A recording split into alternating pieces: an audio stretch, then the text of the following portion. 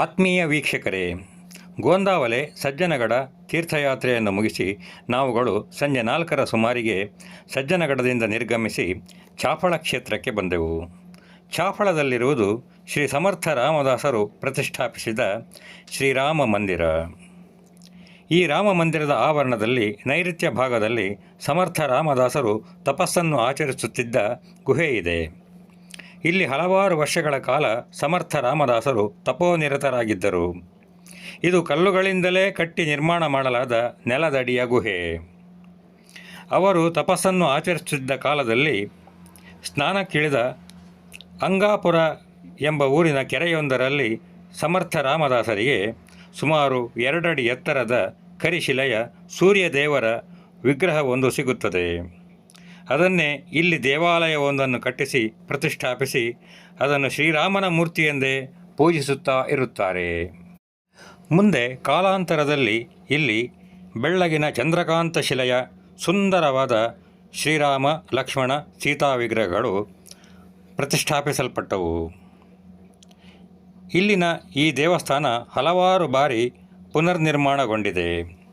ಶ್ರೀರಾಮ ದೇವಸ್ಥಾನದ ಮುಂಭಾಗದಲ್ಲಿ ಸುಮಾರು 60 ಅಡಿ ದೂರದಲ್ಲಿ ಶ್ರೀರಾಮದೇವರಿಗೆ ಮುಖ ಮಾಡಿ ನಿಂತ ದಾಸಮಾರುತಿಯ ಗುಡಿಯಿದೆ. ಈ ದಾಸಮಾರುತಿಯ ಹಿಂದಿನ ಗೋಡೆಯಲ್ಲಿ ಒಂದು ಗಣಪತಿಯ ಸುಂದರ ಶಿಲಾಮೂರ್ತಿಯೂ ಇದೆ.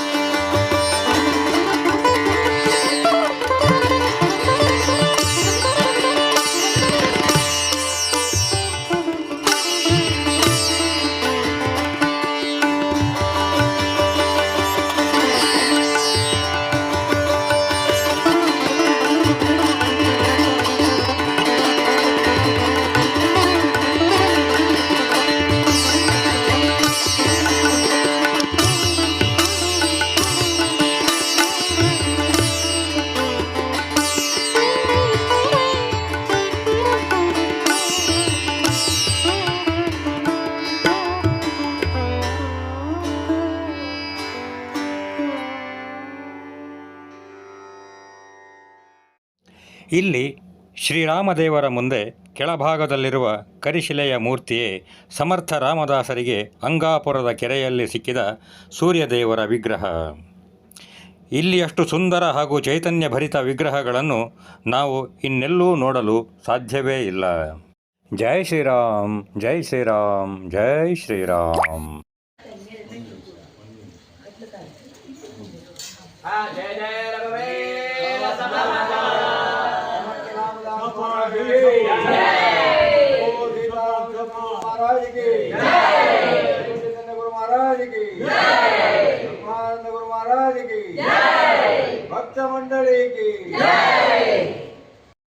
ಚಾಫಳದ ಸುಂದರ ದೇವತಾ ವಿಗ್ರಹಗಳ ದರ್ಶನ ಪಡೆದ ನಾವು ಅಲ್ಲೇ ದೇವಸ್ಥಾನದ ಮೆಟ್ಟಿಲುಗಳಲ್ಲಿ ನಮ್ಮ ಯಾತ್ರಾ ತಂಡದ ಛಾಯಾಚಿತ್ರವೊಂದನ್ನು ತೆಗೆದು ಅಲ್ಲೇ ಸಮೀಪದ ಹೋಟೆಲೊಂದರಲ್ಲಿ ಚಹಾ ಸೇವನೆಯನ್ನು ಮಾಡಿ ಸದ್ಗುರು ಶ್ರೀ ಬ್ರಹ್ಮಾನಂದ ಮಹಾರಾಜರ ಸಂಸ್ಥಾನ ಕಾಗವಾಡಕ್ಕೆ ಹೊರಟೆವು. ನಾವು ಕಾಗವಾಡ ತಲುಪಿದಾಗ ಆಗಲೇ ರಾತ್ರಿಯ 10 ಗಂಟೆ 10 ನಿಮಿಷ. ನಮಗಾಗಿ ನಮ್ಮವರು ಅಥಣಿಯಿಂದ ರಾತ್ರಿಯ ಭೋಜನವನ್ನು ಸಿದ್ಧಪಡಿಸಿ ತಂದು ನಮ್ಮ ಬರುವಿಕೆಗಾಗಿ ಕಾಯುತ್ತಿದ್ದರು. ಜೈ ಶ್ರೀರಾಮ್, ಜೈ ಶ್ರೀರಾಮ್, ಜೈ ಶ್ರೀರಾಮ್.